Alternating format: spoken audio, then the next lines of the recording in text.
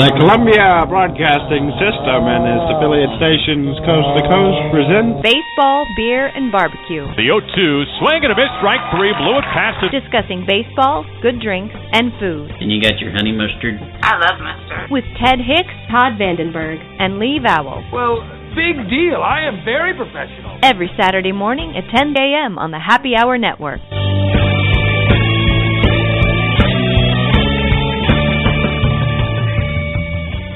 So Blog Talk Radio decided to help us out today by having some technical difficulties. So we now join our scheduled show just a minute in, but without the mostly technical glitches that are part of the show. So enjoy the technical glitches, but mostly an excellent show with our wonderful guest, Chris Wassel. As we are apt to do, a couple of times a year, we turn baseball, beer, barbecue into hockey, hops, and hot dogs, so it'll be fun. Anyway, Chris is host of Fantasy Hockey X and writes for Dauber Hockey, Project Roto, and more. So now that you know my name, Lee, and you know Ted, because we were talking to each other just before we played the intro. Ted, how are you this morning? Doing well. Feels like evening a little bit, but New York, early in the morning, nothing better. Nothing more than I would want to do than be on this show talking with Chris Wassel, probably my favorite hockey insider. But along with that, there's some people we need to thank, our media partners. I used to say radio partners, but I'll say media because they do more than just radio. It's more than just internet radio, social media. So our media partners we want to thank, good friends at I-95 Sports Network, Back Sports Page, RS Sports, Arena Sports Network. I would be remiss if I forgot our friends NGSC Sports that powers us on the iHeartRadio app. Our good friends XRP Radio in the UK. Tiz Shearer, what's going on? As always, we want to thank you for playing our show on XRP. Along with that, you can catch us on iTunes. And there's a very special site, CJ Computer Services, in NC, that retweets us, that shows us love. And I would love to, you know what we have to do one week? We have to record Todd when he goes, friends. Do you have a problem with the computer? I actually thought about it from last week, and we put it on today, but then I was like, it's a good thing I didn't, because there's many issues.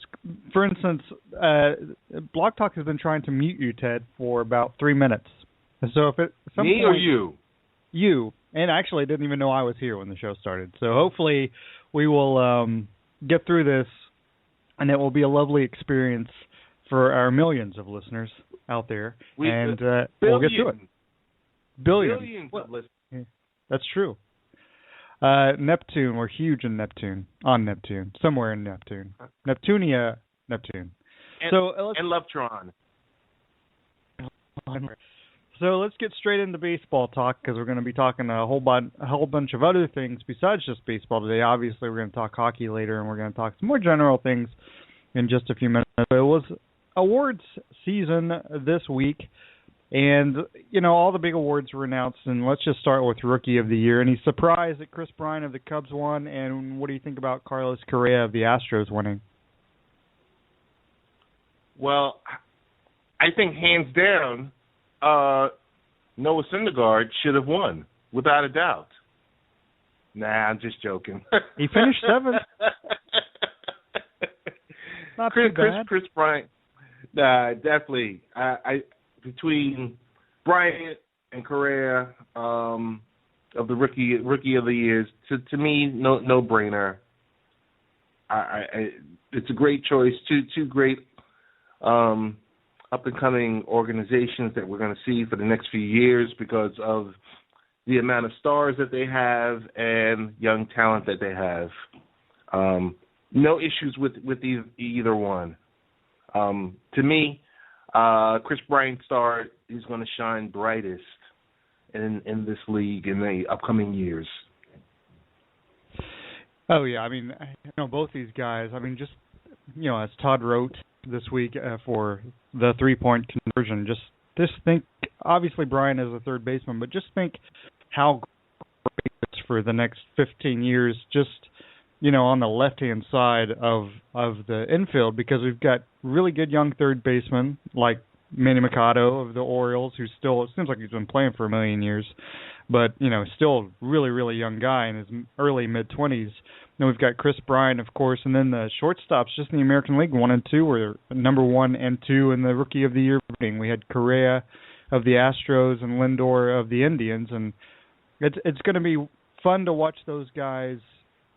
I'm not sure Lindor will ever be the hitter. He's going to be a good hitter, but I mean, Correa is like, he's ridiculous as far as a hitter, even though he's a very good fielder as well. Just as hitting alone is going to be crazy.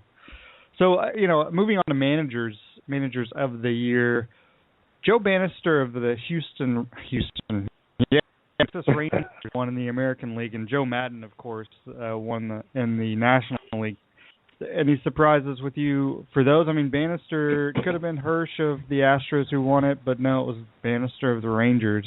Any argument there? No argument. As much as I want to seem like the homer every week, and the homer that I really am, and I was sitting with the folks in the mailroom this week, and we were talking about how TC is going to take it. Without a doubt, Joe Madden came in there, and the effective change with the Cubs, with their young lineup, and Bannister with the Rangers. I think I've said it to you personally. If you look at it, the Rangers are in the mix every year, and they could be no matter how one season they can be horrible, but they're always in it, consistently.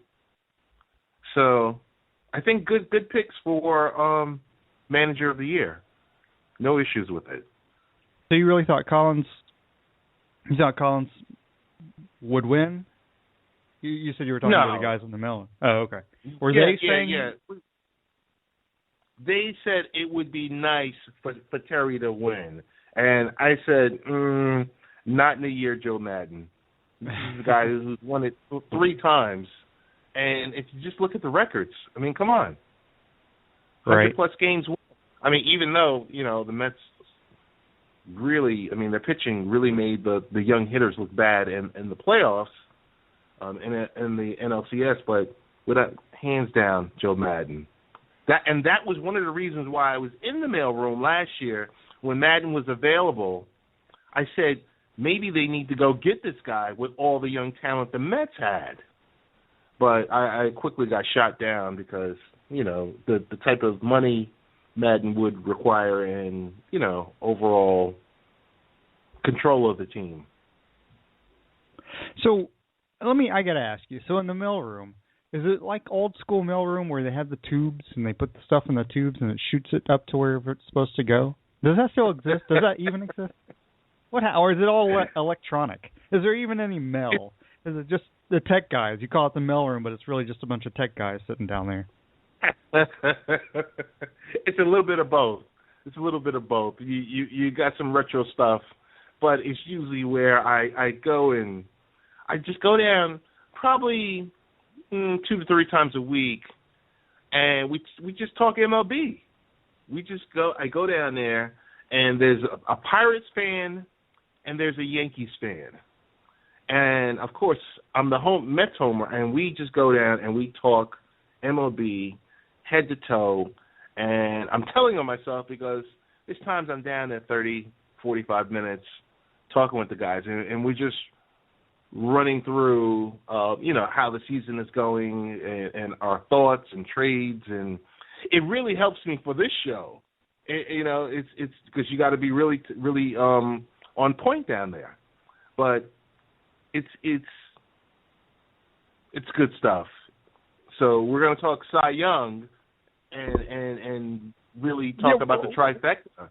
We are. We're going to talk Cy Young, but now I've got this image in my mind because you go down to the mailroom. So do they call you Shakespeare because you're like going down to visit the groundlings? Is that what it is? That you're in your perch on the 74th floor or wherever you are, and they're going down and discussing with the commoners. That's good.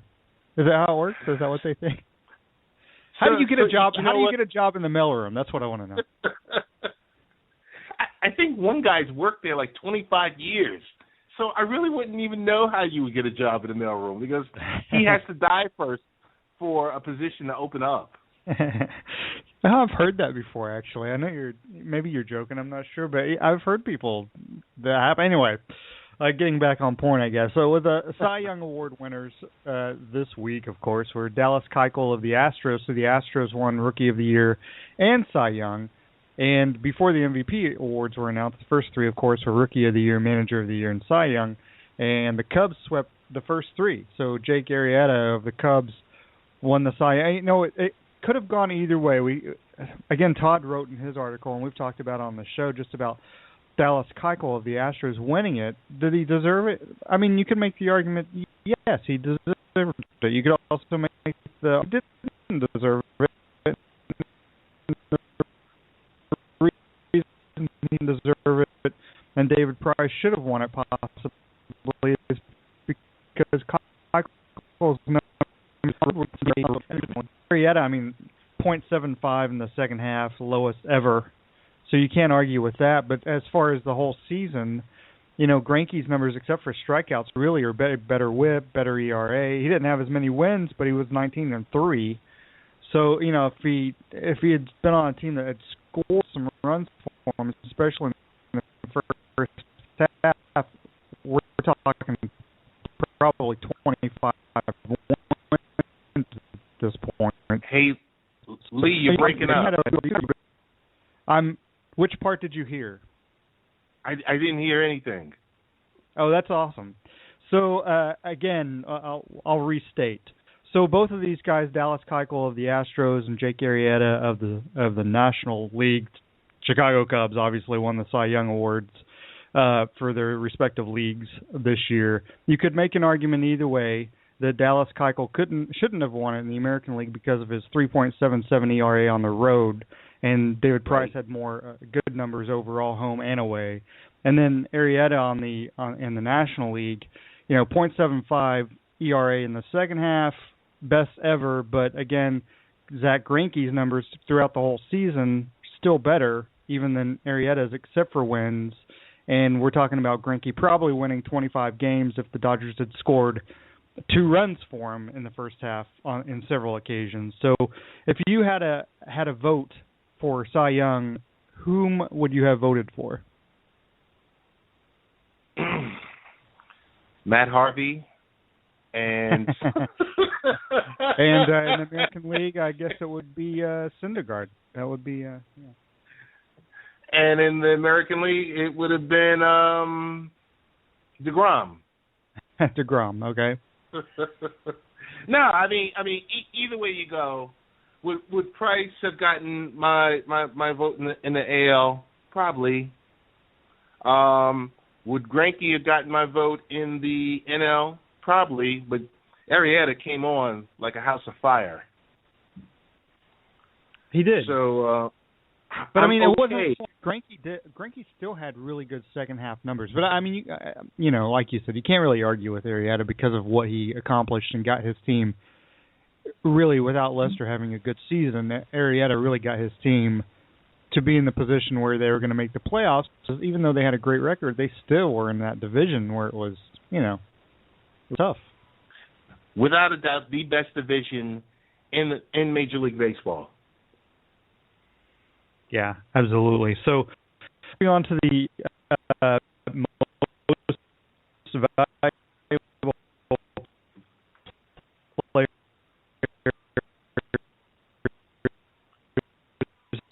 in each league, of course. Lee, I can't hear you, Lee.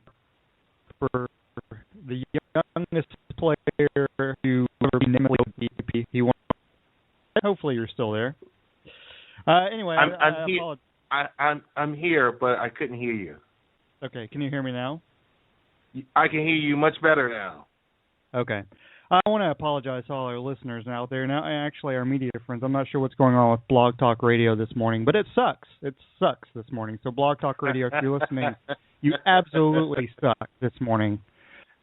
It's not us. It's not our equipment. It's not our connection. It is Blog Talk Radio because it has been trying to, again, mute Ted for about 15 minutes now. So, hopefully, when our guest, Chris Wassel, appears at 10:30, we won't have an issue with that. So Blog Talk Radio, if you're listening, get your ass together and help us out here. So anyway, the MVPs, Bryce Harper won of the Washington Nationals, won in the National League. The first youngest player to be unanimously voted the MVP. And Josh Donaldson won it for the Blue Jays over Mike Trout. Mike Trout finishes second for the fourth straight year. And any argument there, Ted? NL, wait, weren't we talking about Yoenis Cespedes as the NL MVP candidate? I mean, come on. People, as we said a couple of months ago, when you started this crazy talk, Bryce Harper, hands down, best player in the in the NL, and Donaldson just smacked the ball all over the place. I can't even believe this guy played for the A's. What was it, like a year ago, 2 years ago? Yeah, this was his first year with the Blue Jays. The A's had this guy under contract, really club-friendly contract, and decided to trade him to the Blue Jays. So he wasn't even a free agent. Right. Unbelievable. Traded him.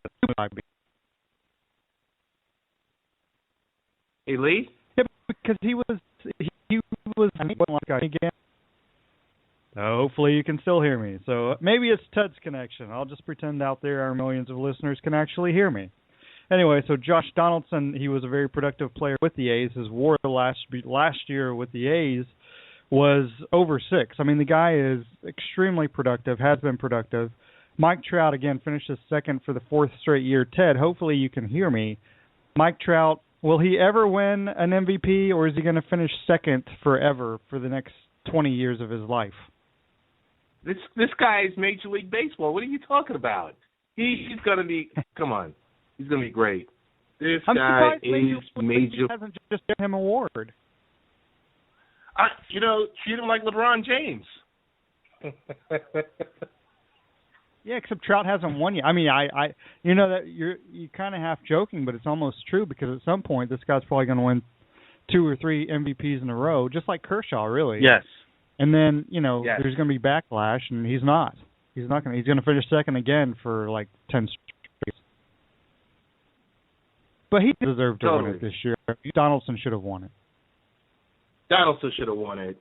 Like I said, a remarkable season.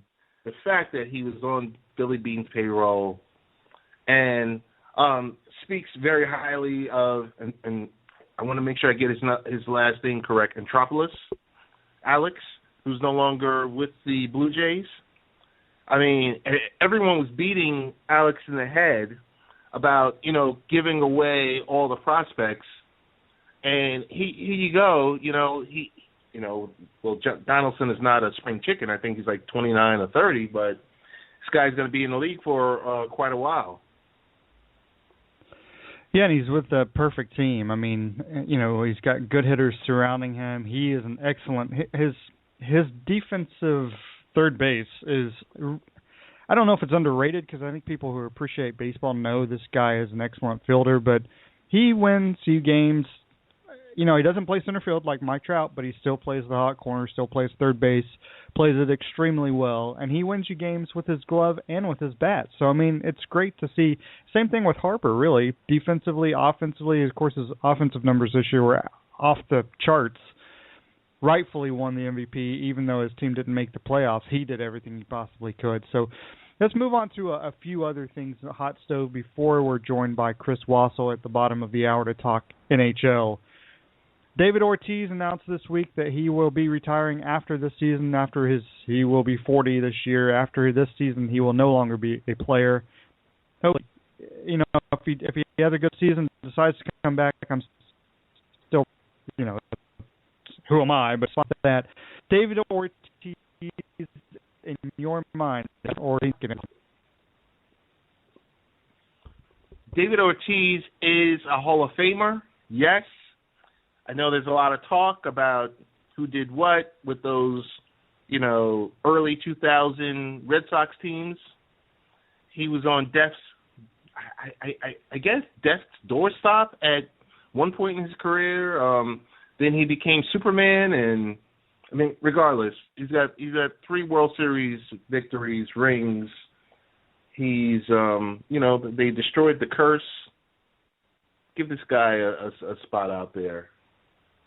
He's deserving of it. And also, the Yankees should honor this guy later this season. Next summer. They should honor him. He's deserving of it.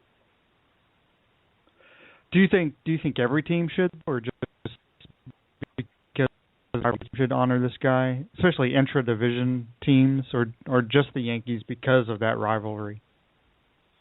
I think just the Yankees because of that rivalry, because of what he's meant to that rivalry. Now, as for the Mets or the LA Dodgers honoring this guy or something like that, I don't know about all of that, but for what he's meant to the overall rivalry between the teams, yes, I believe they should do something for him.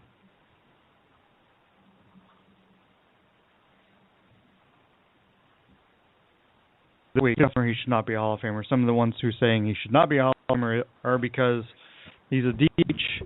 He doesn't play a defensive position. He's never going to, obviously, at this point. And his numbers versus, say, the Mariners' Edgar Martinez, Edgar has better numbers, regular season numbers, except for slugging. Every other number, WAR, he's so far ahead of Ortiz, it's not even funny. But just as far as batting average, on-base percentage, basically everything, raw numbers, except for RBI, because he's a different player. But, just as far as the numbers, the sabermetric numbers, much, much better than Ortiz. But Edgar is not in the Hall of Fame, and he's not close to the Hall of Fame. The other thing against Ortiz is, even though he's been adamant about the fact that he shouldn't have tested positive, in 2003 there was that report, or there was some drug testing, and a report came out that Ortiz was one of the 4 players in that report that had failed a drug test. So, there's that stigma to it as well, whether, because, we're looking at players like Bagwell, we're looking at players like Piazza who never tested positive for anything. And Piazza, as far as I know, he was always the same size. He gained a little bit of weight, but basically the same size. He should be in the Hall of Fame, and hopefully he'll get in this year because it's a thin class. But, Ortiz has that stigma, so why should Ortiz be voted into the Hall of Fame where Bagwell and Piazza aren't, right? I'm assuming Ted can hear me. I'm not sure. So I'll just keep talking. Anyway, I'd like to see Edgar Martinez make it into the Hall of Fame, even if Ortiz does make it, Edgar should also be in the Hall of Fame. Jose Fernandez of the Marlins, Ted, they're looking at possibly trading him. There's been 5 different teams that could be suitors for this guy.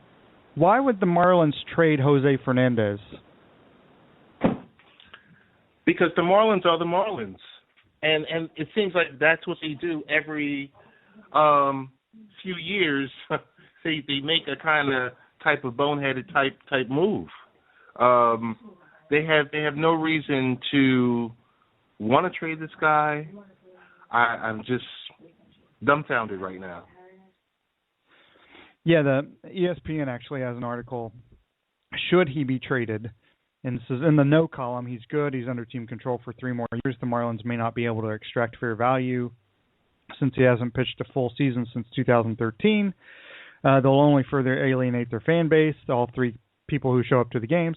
He'll tick off Stanton, and remember how the Miguel Cabrera trade worked out. In the yes column, you can't guarantee his health. Besides his Tommy John surgery, he missed time in 2015 with strained biceps. He's only under team control for 3 more years. Still 3 years. 3 years. That's a long time. I don't think that's 3 arguing. years. Yeah, I don't think that's. I got to jump in, Lee. Matt Harvey is under contract for the Mets for another 3 years. 3 years is a long time. Yes, it is, especially for a pitcher. So yeah, I don't see that. I don't see that's a valid point for this article for ESPN. The rest of it's good, but that's not really a valid article or a valid point.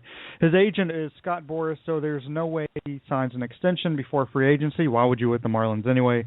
The Marlins need depth and could get a lot for him, and maybe he's a pain in the butt. But even if he's a pain in the butt, I mean, the guy works for you, right? So, it's one of those things where, because of the 3 years, because having him under contract for 3 years, and the fact that maybe he's been injured, but a lot of players have been injured early in their career and actually gone on to have productive careers. Cliff Lee wasn't the healthiest guy in the world early in his career, bounced back, and except for really late in his career where a lot of pitchers break down, he had about 10 years where he was extremely good.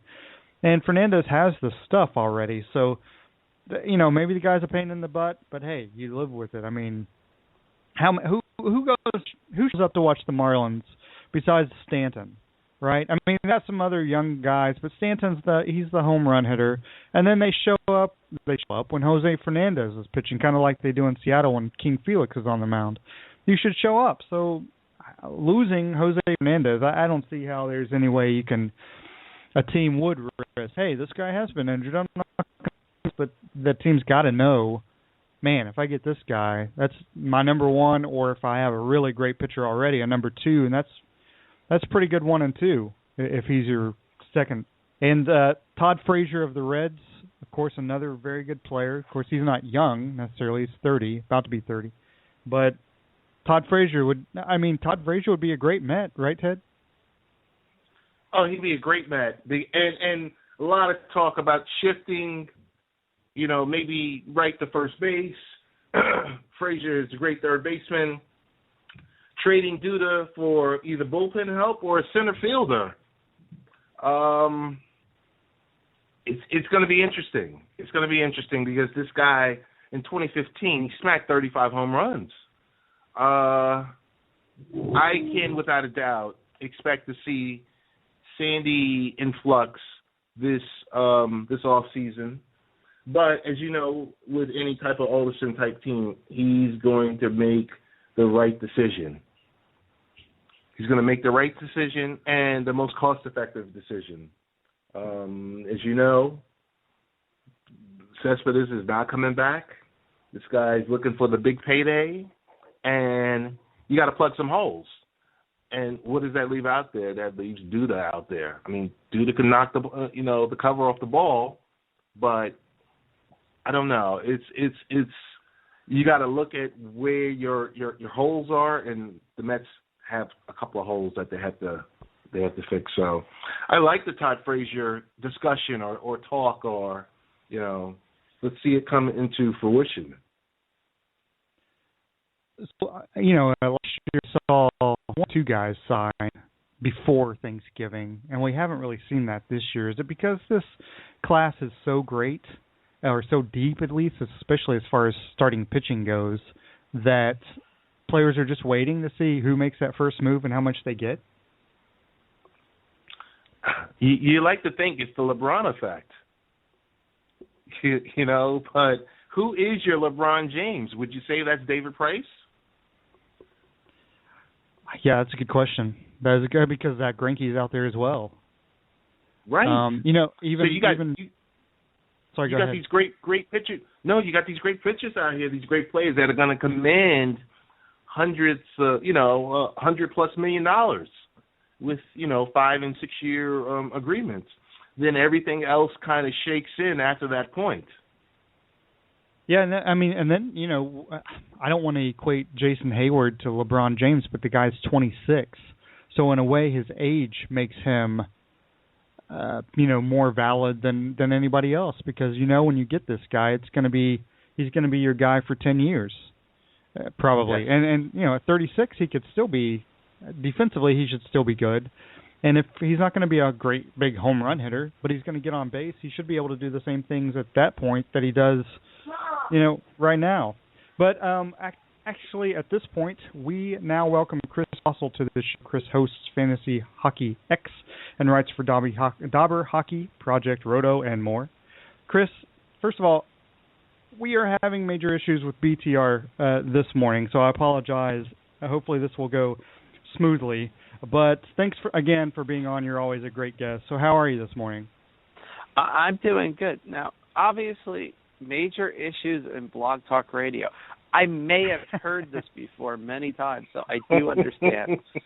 Awesome. Well, I'm trying to mute it for 30 minutes, so we'll see what happens. But anyway, let's get straight into it. Let's start with the NHL announcement that the All-Star Game will be 3 20-minute games of 3-on-3.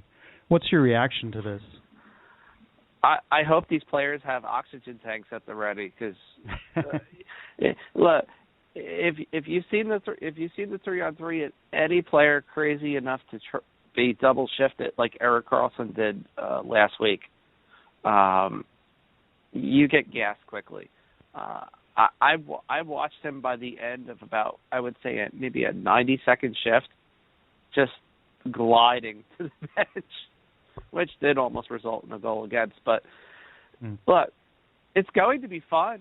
I mean, you're going to see you're going to see scores that you've never seen in an All-Star game before. I get why they're doing it. But again, like I said, just have oxygen tanks ready, lots of Gatorade, and make sure Brandon Dubinsky is not manning the Gatorade bucket. And that, you're good. It's funny you mentioned you're going to see scores you haven't seen. It's not like, the All-Star game is, I mean, are we talking like 25-20? I mean, that's the thing. It's very possible with this format. I wouldn't be shocked. You look at the rate of goals per 5 minutes, just with the 3-on-3s. Shoot, you could definitely see. You could see 20-18. You could see 18-15. I mean, we've seen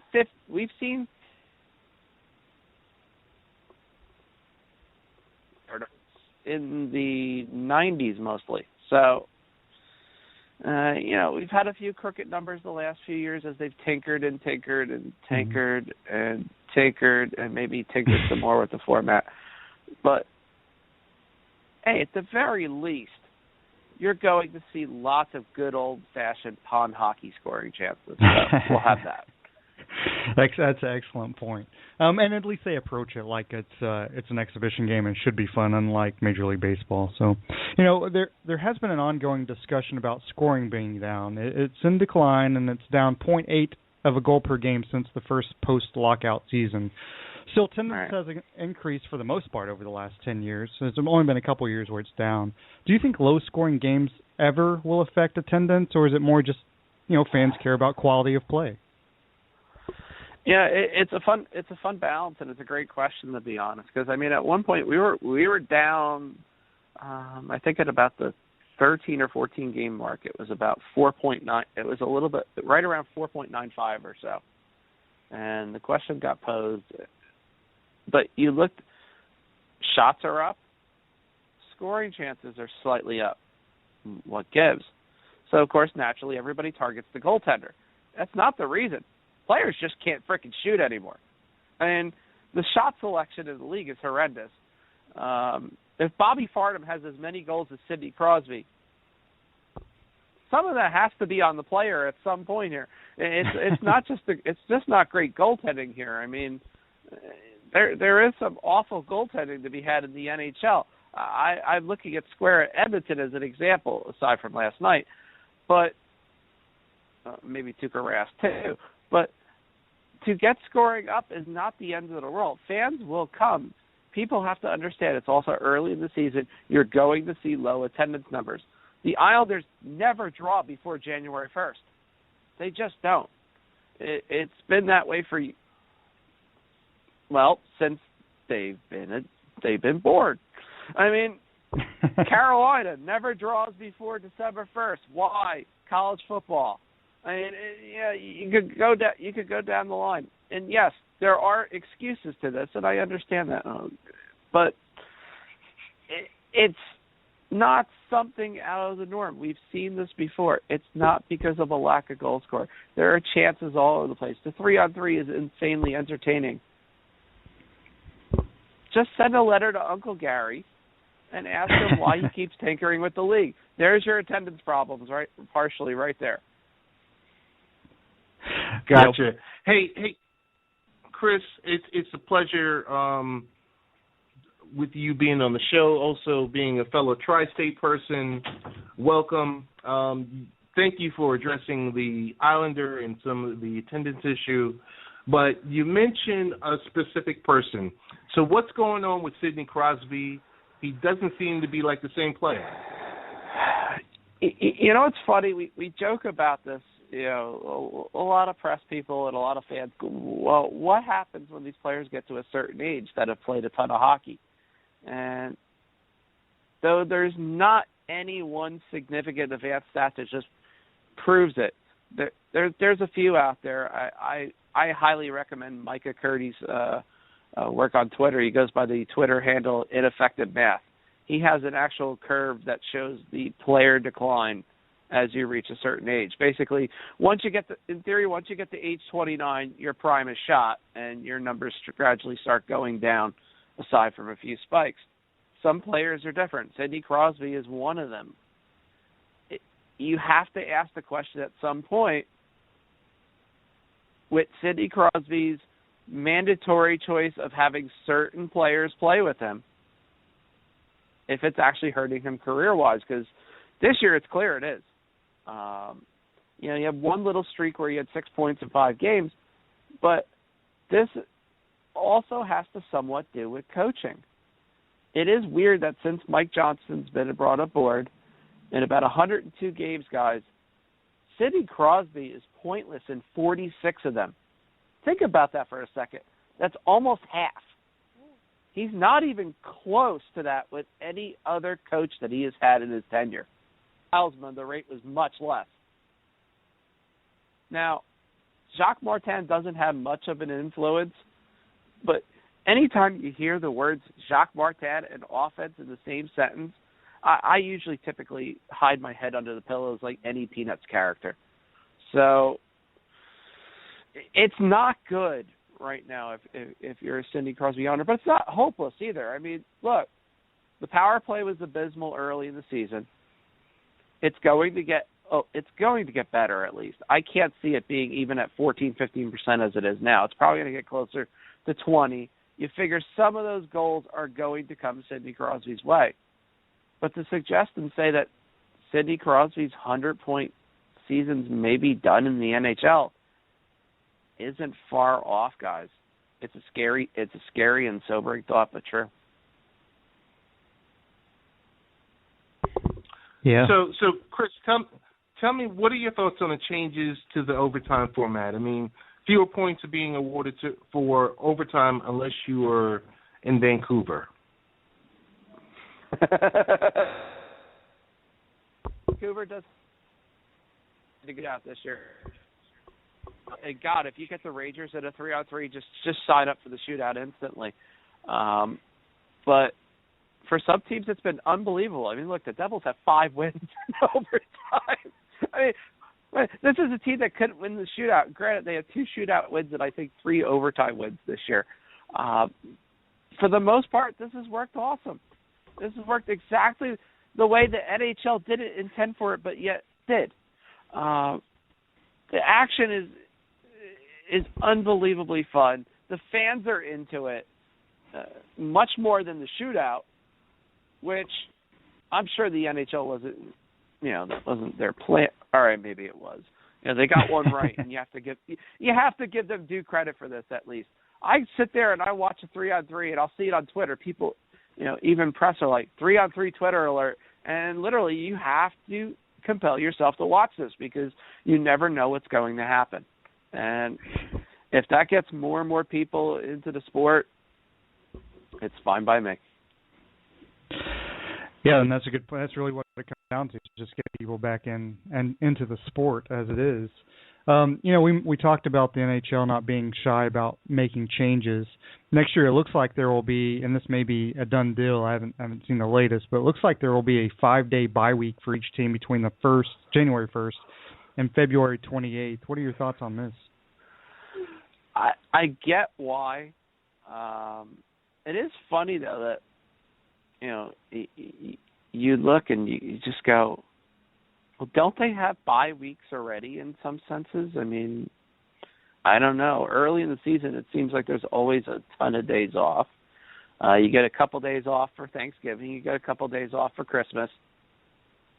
These guys aren't tired. If it's being incorporated into the schedule as is and doesn't change the ending date of the regular season, that's not so bad. But something tells me is that the regular season is ending 5 days later next year. So don't quote me on that just yet. But with the NHL, it wouldn't shock me.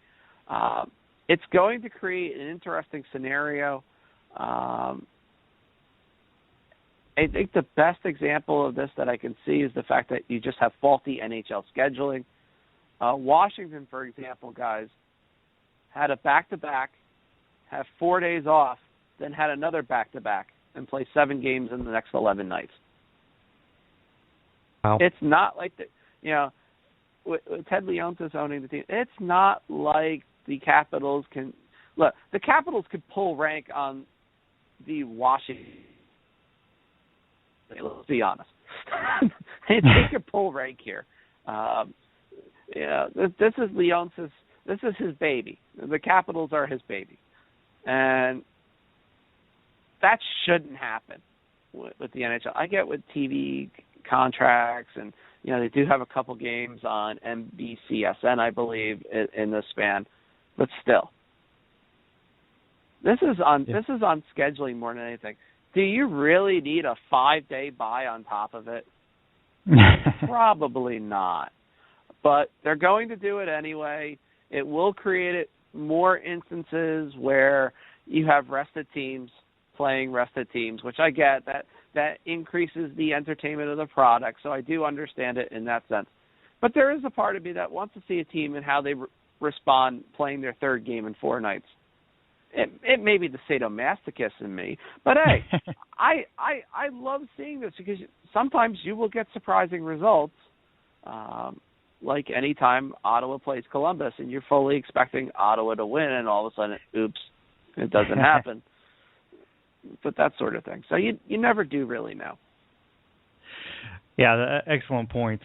So what are 3 teams that have surprised you either way, success or failure? What 3 teams have surprised you the most this year? Let's see. Most obvious. The Rangers have surprised me the most. It pains me. It really does. Ted, I know. I am surprised that they are actually able to win as many games playing an utterly unsustainable style of hockey. It's just for the fan, it has to be of other teams. It has to be just cringeworthy. For media, it has to just be. You just want to bang your head against the wall repeatedly. How do teams keep losing to this team? And yet it happens. I mean, for example, the biggest example of the Rangers I could give is the other night last week against Toronto. There is no way the Rangers win this game 99 times out of 100. But a puck goes off a defenseman and then a puck goes from center ice and in, and they win 4-3. They play St. Louis and score 6 goals somehow against Jake Allen, who had a 266-minute shutout streak going in. Okay. Their shooting percentage is almost at 12%, guys. Their save percentage at 5-on-5 is over 950. There are numbers that just do not belong in the lexicon of hockey. Lundqvist's save percentage never been even at 930. There is going to be a correction at some point. That's one team. The other 2 teams, second has to be Boston, and it's not because of record. This is because this is a Boston team that's usually predicated on a pretty strong penalty kill and really crappy power plays. I mean, their power play. Look, almost every original 6 team in the last 2 years has had a below-average power play. what happened in the summer with Boston that magically said, oh, we're just going to start scoring goals on the man advantage like it's just raining men, on a women's dating site. I mean, this is something just nuts. They're over 30% on the power play. It seems like every game I watch, they score at least one. It's a lot. Sure, it's a lot of fun to watch. But then there's the flip side. They can't kill a penalty if you put a gun to their head. I mean, they're around, say, 71, maybe 72% right now, give or take. That's 30th in the league. So they have the top-ranked power play and the worst penalty kill. The last time that happened was 25 years ago with the 1990 Edmonton Oilers. Wow. I mean, by the way, that team did go on to win a Stanley Cup, but that's because it was still in the high-scoring era of the NHL. So, right. I mean, if your power play is like 36%, who cares if your penalty kills around 70 at that point? I mean, you're getting 7-8 power play opportunities a game. If you score 3 power play goals a night, that's going to offset whatever you give up. Their penalty differential is not as high as the 1990 Oilers or even the late 80s Oilers. So that's a problem. Tuukka Rask has been horrendous in net too often. And it's scary that you could think of a timeshare with Jonas Gustafsson and Tuukka Rask, and now you actually can. So that's 2. Mm. The third one, you know what? I know it's not an immense surprise, but it has to be the Dallas Stars. I never thought this two-headed goalie system was going to work there. And somehow Lindy Ruff has done something magical, a.k.a. the Buffalo Sabres of the 2006-2007 season. And this team's on fire. They're fun to watch. And then when they don't score, they still find ways to win, which is uncharacteristic.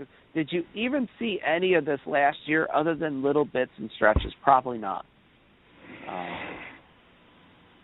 Hagen and Ben are both on pace for 100 points. John Klingberg is a potential Norris Trophy candidate.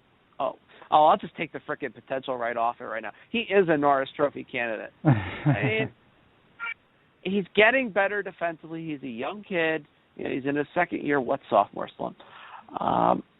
And then you look at some of the role players, and you sit there. When you look at the Stars from top to bottom, guys, you go, okay, great top, really good top 6. Very good top defensive pairing. And after that, you just go, okay, 2 pretty good goalies, huh? And you do wonder at some point if the bottom's going to fall out a little bit. But it's not going to that much, it seems. They do have a workable system in place that seems to be excellent for them. Yeah, sorry to jump in. It seems like one goalie, though, is playing much better than the other. Even late, I should say, we still have one prominent goalie and kind of go back to a more traditional look at it. You know what? You kind of saw this, last couple of years in Anaheim, and then obviously Frederik Andersen took the reins. I wouldn't be shocked if this is, the first year in this quote-unquote back and forth kind of go. I don't think you'll see a clear goalie until the playoffs with this team, and that's just fine. They don't seem to care. It works well for them. They're posting better numbers, and they're staying fresh, which is important. Look, Kari Lettonen's played a lot of hockey. People forget that in the old days, the Atlanta Thrashers, Kari Lettonen saw way more scoring chances and shots than any goalie should have. It was obscene. I mean, unfortunately, bean counters weren't as good then, but, I mean, the wear and tear he took almost kind of made this a good idea. Now, look, Antti Niemi's kind of in the same boat. He can't play a ton of games either. So, for them, this is perfect. I mean, neither goalie really can play more than 50 games without losing their effectiveness. So, if you play, say, 45-37 split, which seems to be their plan or something close, then why not go with it? They're winning games. They're playing well. Of course, when they start losing, fans will question this, but that's fans' nature. So right now, why worry about it? Good point. So, hey, I have a question about the Canadians, Chris. Is it safe to say they've already clinched the playoff spot? And are they actually as good as their current record states they are? They're another one.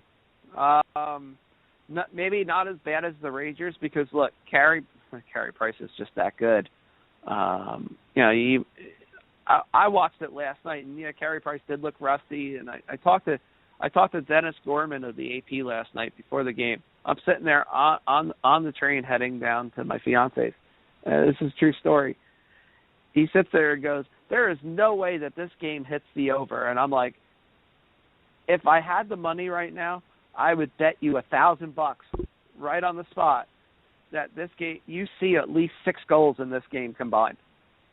And he's like, really? I was like, you have a rusty Carey Price, and Yaroslav Halak is completely hit or miss against the Canadians. Naturally, what happens is Halak gets yanked, Carey Price gives up 3, has some good moments, but also had some bad moments as well, where the Islanders could have easily had 5 or 6 goals last night. And that's rust. You expect that for a guy that's been off for a few weeks.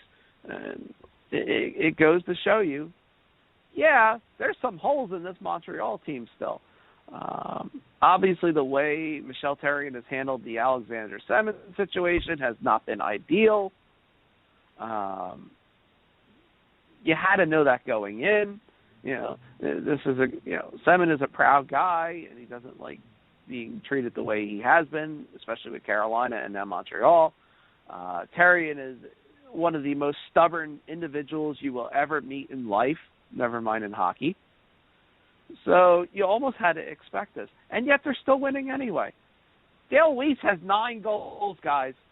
Okay? He has 3 times the amount of goals as Sidney Crosby. I mean, at one point he had as many or more goals than Alex Ovechkin.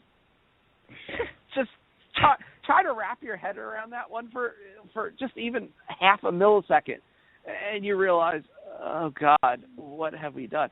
But it's not the scary part with Weiss is it's not a fluke. Weiss had this knack of scoring in junior that people forget. Can he do it over the course of an entire season? Probably not, but if you give the guy enough playing time, he probably could score 20 to 25 goals. If he gets you 15 assists or so, that's darn close to a 40-point season for a guy that's playing bottom 6 minutes. I would say that's really good. So they have that. The Torrey Mitchell injury may be significant because that Fleischman, the line with Fleischman, him and Weiss were excellent. Teams had a tough time playing them. They really didn't have much of an answer for them. And Weiss could annoy a goalie. You don't find many fourth lines of that, in hockey like that. It's basically like a handful each year. Maybe 2, 3 tops, that are just dominant bottom 6 units. And that buoyed a lot of Montreal scoring early. So if you combine that with the fact that you have a very good top line in Montreal and you have a pretty good second line, it's not a surprise at all. People have to say, okay, yeah, some of their advanced stats numbers are completely unsustainable. You can just sit there and go, okay, they're going to drop here. But with Carey Price in that, they're not going to drop that much because he's capable of producing a season with a save percentage of .930, .935, maybe even .940. Whereas Henrik Lundqvist is not, based on the system he plays and the amount of chances that the Rangers give up. The Rangers give up so many more chances. They're 26th in the league as far as high danger scoring chances allowed. They're basically the 5th worst. Montreal is about 19th, so it's a little bit better. That's why the Habs, it's a little more sustainable at least. So I guess the question is, that's the bane of my existence, and to every Long Islander, will the Islanders' move to Brooklyn be a good one long term? It's the question that everybody asks, and it's the answer there's no real answer for. It really is.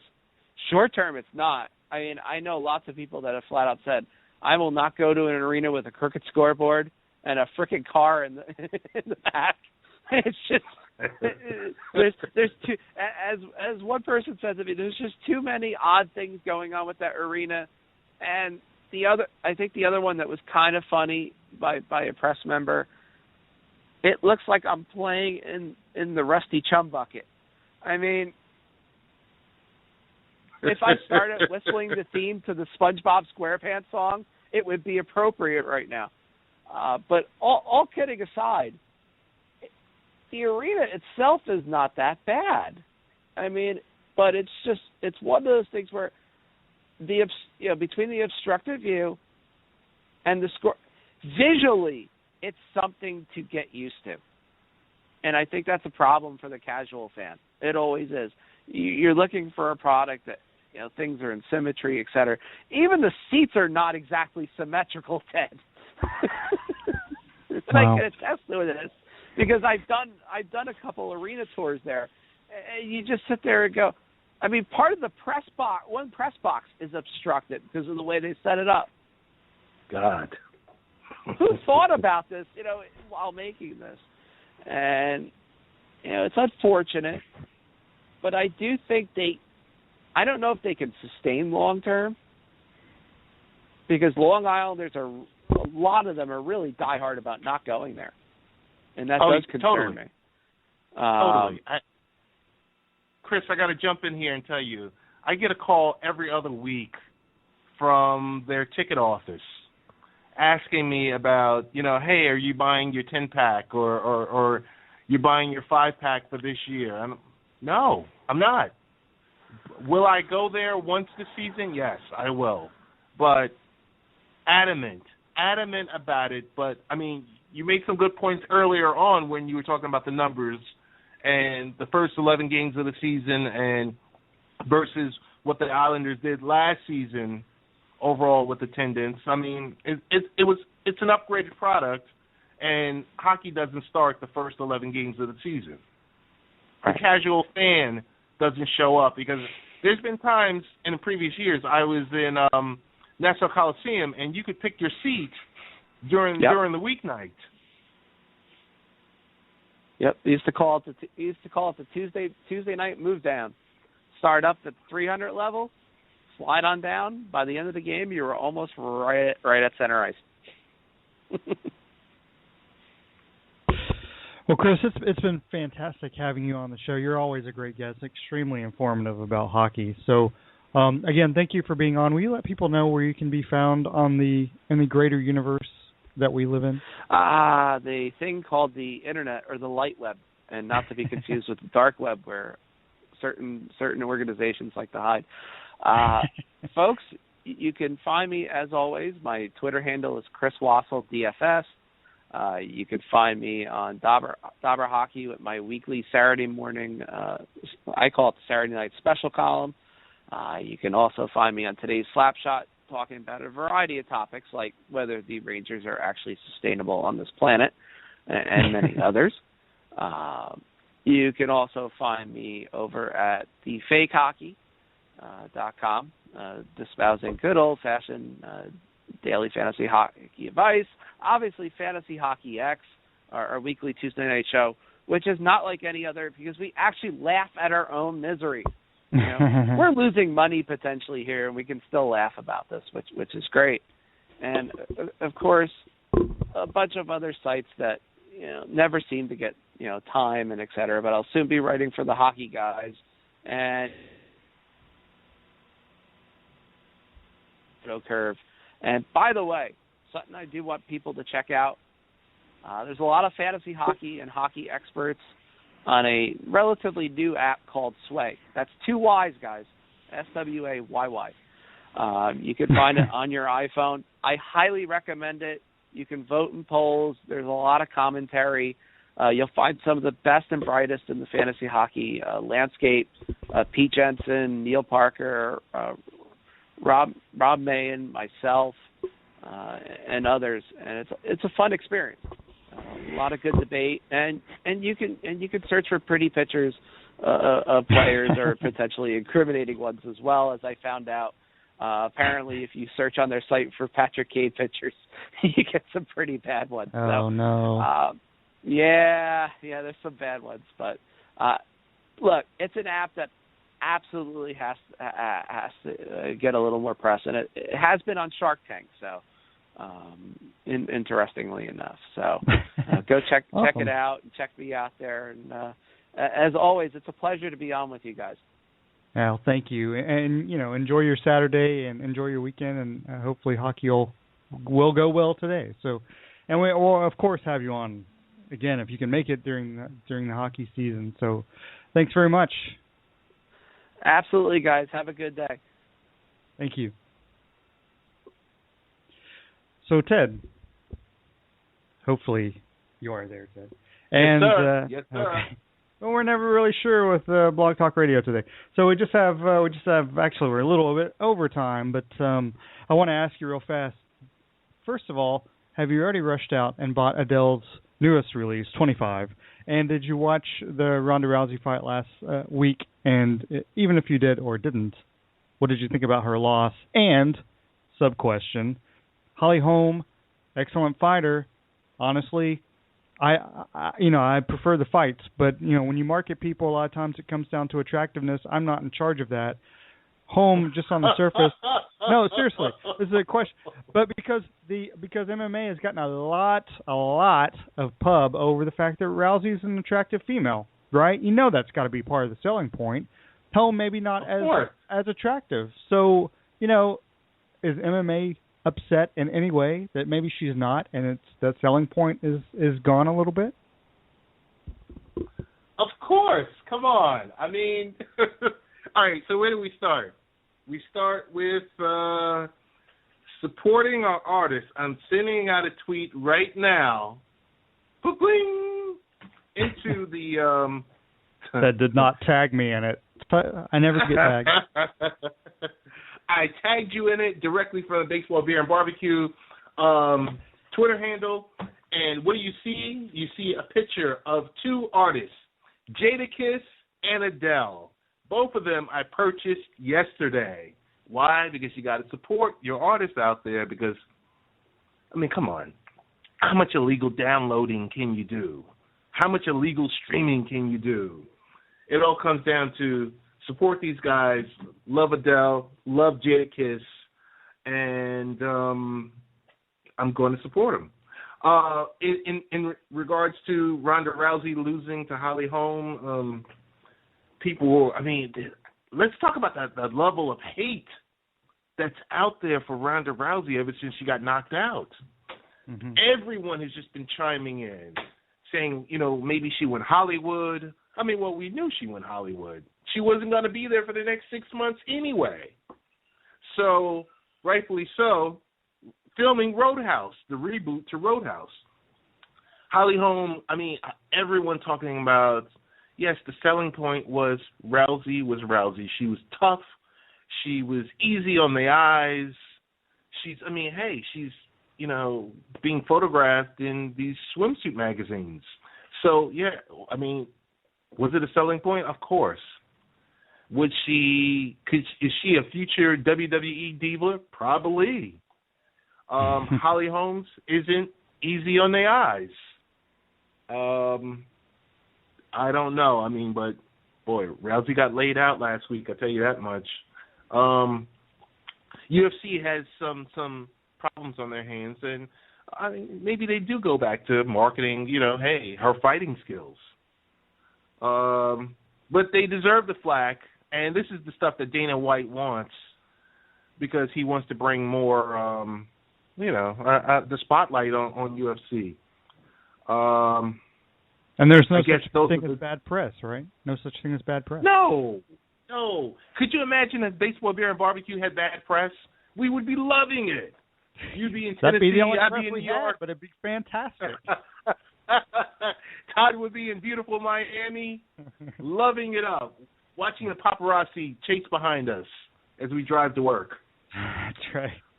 Oh, yeah, I'll say this. Obviously, Ted tweeted out the photo of the CDs that he bought. I retweeted it. Obviously, this show is now unofficially sponsored by Best Buy. But I'll say this, because that's where Ted bought the CDs. If you look closely at the photo. So, yeah, I mean, it's a shame, but it's funny that people, I love Ronda Rousey, and then after she loses, it's not even, to me, the attractiveness obviously is going to detract for MMA. I don't care either way, because a fight's a fight, and after a fight, nobody looks good, really. But the fact is, the thing I was surprised by was that Rousey lost the fight, and then 80% of what I saw was, oh, she was so full of herself anyway. And it's like, you guys loved her before the fight.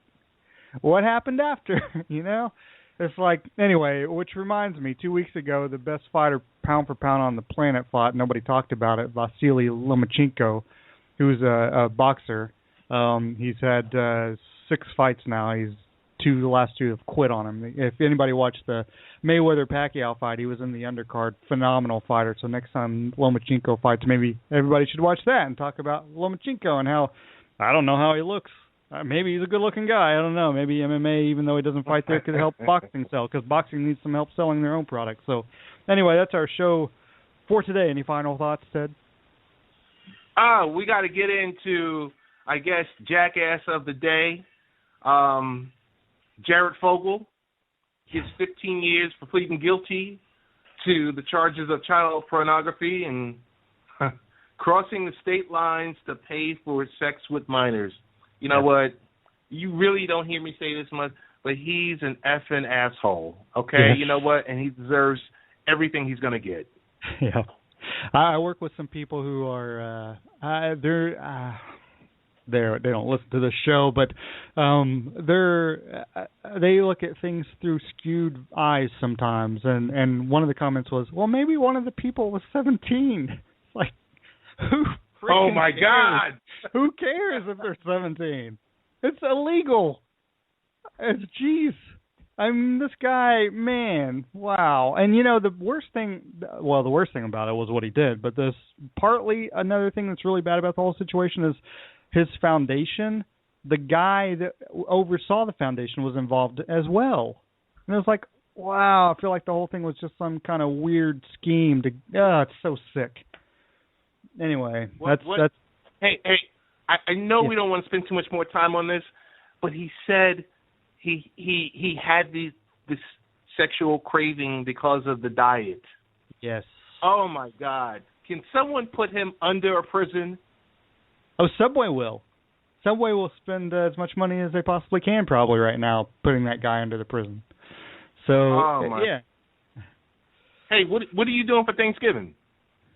Well, unlike Jared Fogle, we're not having sausage for the next 15 years, but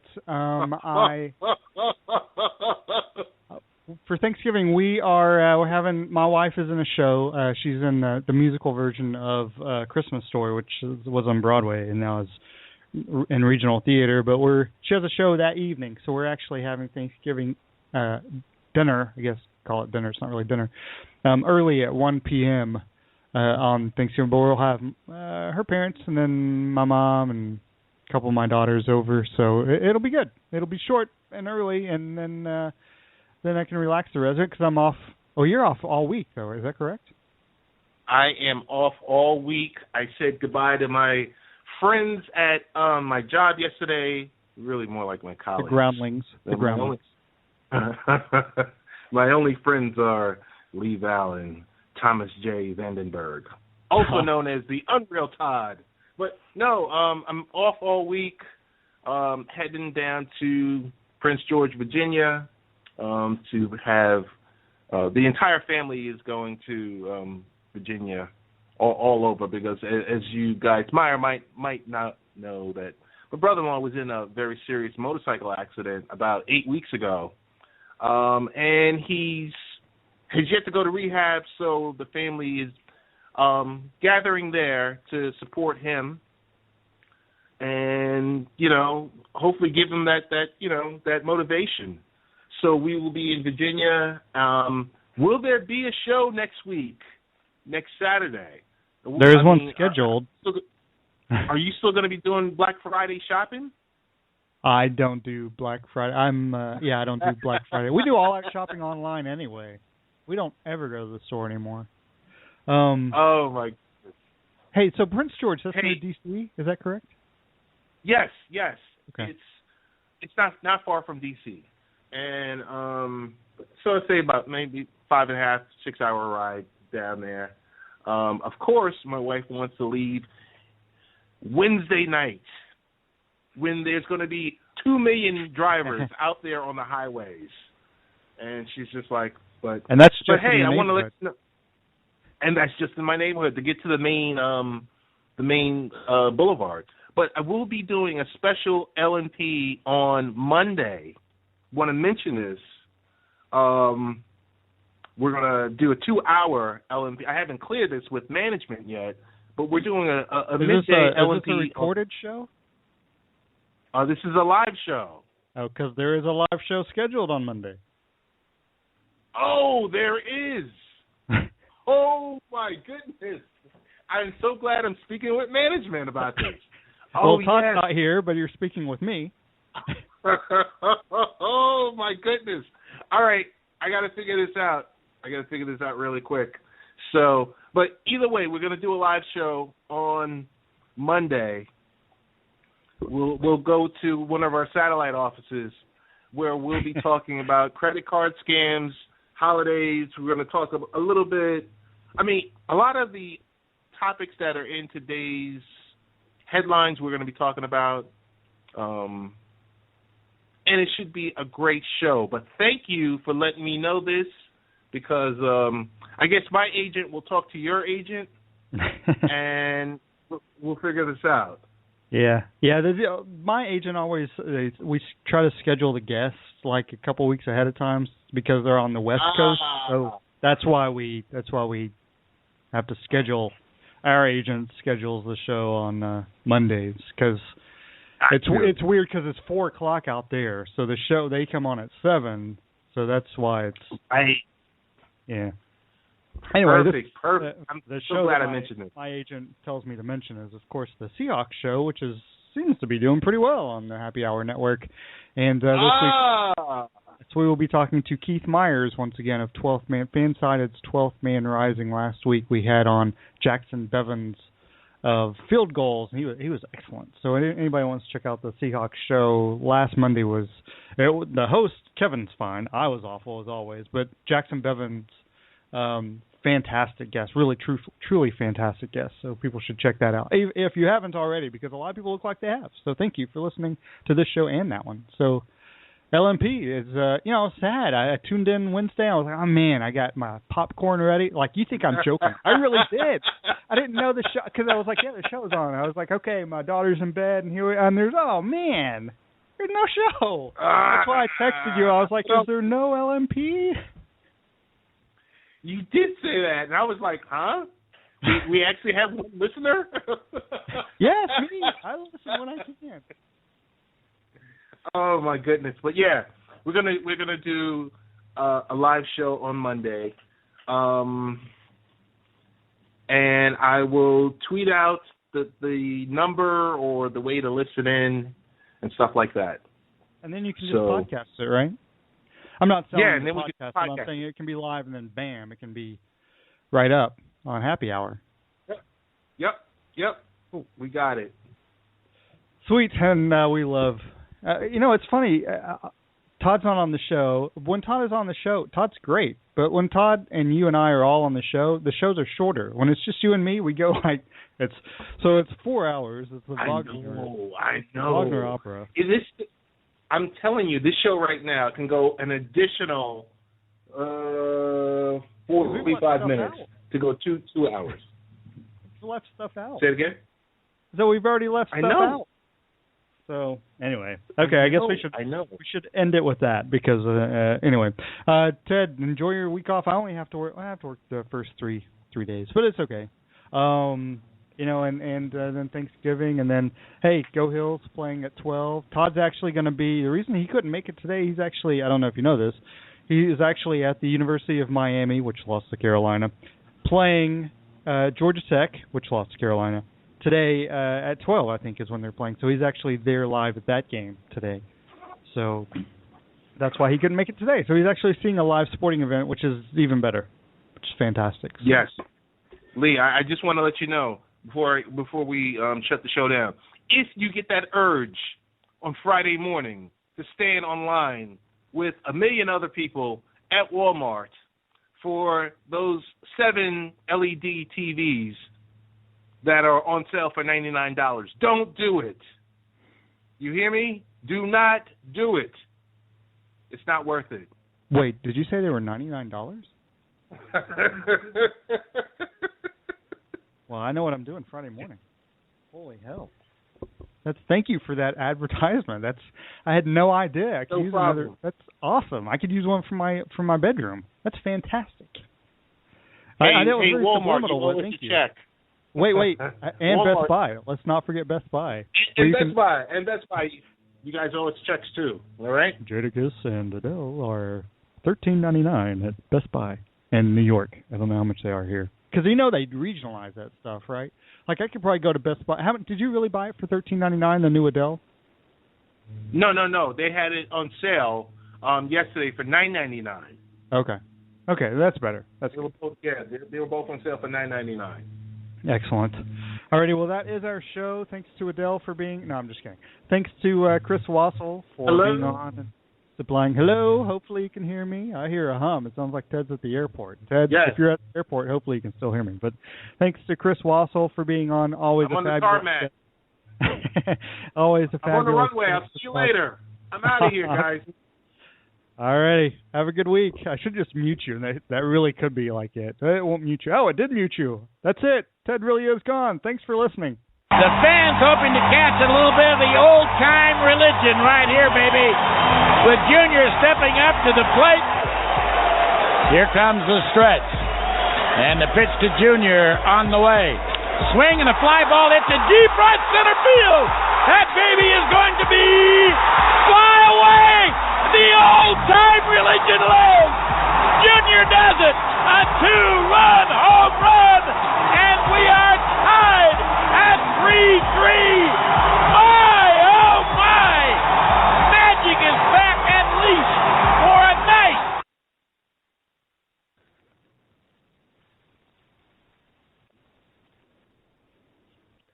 When you have more data, you have more freedom. Freedom to do whatever. That's why AT&T is offering you 15 gigabytes for the price of 10. That's 5 extra gigs for the same price. Because the more data you have, the more freedom you have. Freedom to share what matters with who matters, like videos, music, and gaming. AT&T, mobilizing your world. Limited time offer. Must sign up for this new mobile share value plan available at select locations. Restrictions apply. Visit an AT&T store to learn more.